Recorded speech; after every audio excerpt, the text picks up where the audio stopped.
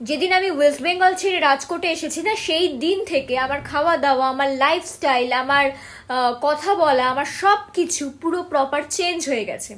তো প্রত্যেক মায়ের মতো আমার মায়েরও প্রচন্ড চিন্তা হয় আমাকে নিয়ে, আর সেজন্য আমার মা আমাকে বলে, মানে প্রশ্ন করে প্রত্যেক দিনের, মায়ের ডেলি প্রশ্ন, কিরে খাওয়া দাওয়া করেছিস, ঠিক করে খেতে পারছিস, হাগু ঠিক করে হচ্ছে, ঘুম হচ্ছে তো, অফিসে ঠিকঠাক করে কাজ হচ্ছে তো, ওখানে সবার সাথে ভালোভাবে মানিয়ে গুছিয়ে রয়েছিস তো, এরকম নর্মালি কোশ্চেন করে।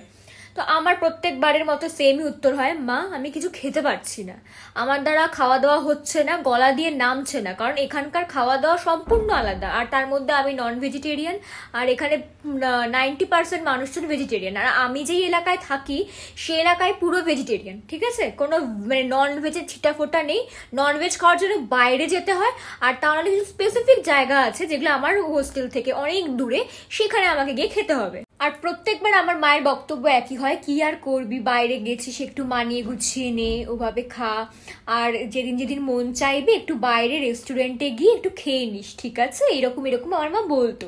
কিন্তু যখন আমি রেস্টুরেন্টে খাওয়া শুরু করেছি বাইরে মাঝে মধ্যে, তখন আমার সেই রেস্টুরেন্টের বিল হয়ে যায়, মানে পার ডে যদি হিসাব করি তাহলে সেই পার ডে আমার বিল হয়ে যায়। মানে এই রিসেন্ট 7টা দিন জন্মাষ্টমীর জন্য আমার পিজি বন্ধ ছিল, তার এই 7টা দিনের তুমি যদি খাওয়া দাওয়া হিসাব করো তাহলে সেই 7টা দিনে খাওয়া দাওয়াই প্রচুর।